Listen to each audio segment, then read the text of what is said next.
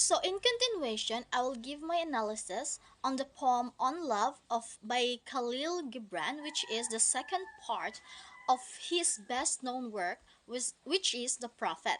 So it is a thoughtful meditation on spiritual love by the Prophet Al Mustafa, which is the main character of the book, and then Khalil Gibran's On Love is the first prose poem that is spoken by the Blessed Prophet and the central character of his best loved work. So, The Prophet, this verse collection, had become extremely popular in its initial days. Till today, it has been translated into over 100 languages. It was never out of print. So, On Love by Khalil Gibran explores the nature of spiritual love and how to nurture this sacred emotion in the human heart to be a part of the Almighty or Almighty God. So, this poem deals with what the Prophet Al Mustafa told in reply to the prophetess. So, Al Mitra, she asked him to tell about love on the eve of his parting.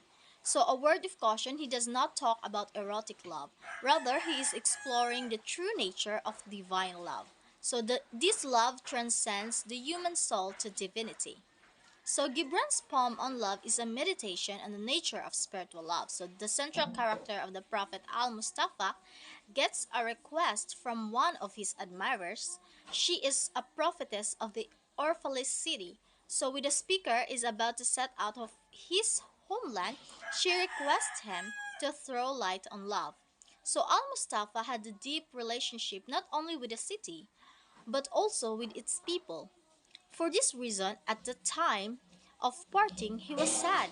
By lowering his head, he was crying. On hearing the prophetess, Almitra, he raised his head and looked at the people eagerly waiting to hear his words. Those who were around him were in awe as the speaker was going to share his learnings for the last time. They wanted to make him the most of this moment. They were around him for the mutual love they share with the Prophet. Therefore, Al-Mitra asked him to enlighten them about this idea.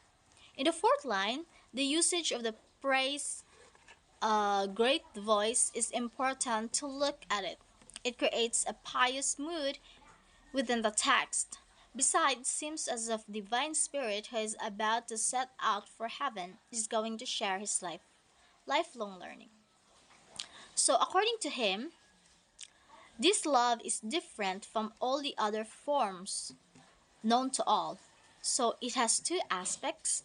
On one hand, it supplies eternal pleasure to one's soul. On the other hand, a person has to undergo pain for reaping the benefits of it.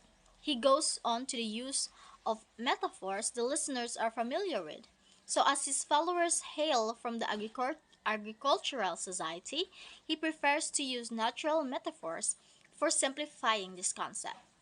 So, in the overall context, he uses several comparisons and contrasts to unravel the difficulty of nurturing time for divine love in one's heart. So a person has to think unselfishly and accept what the Almighty sends him. Be it pleasure or pain, they have to accept it. So in this way, they can be part of God.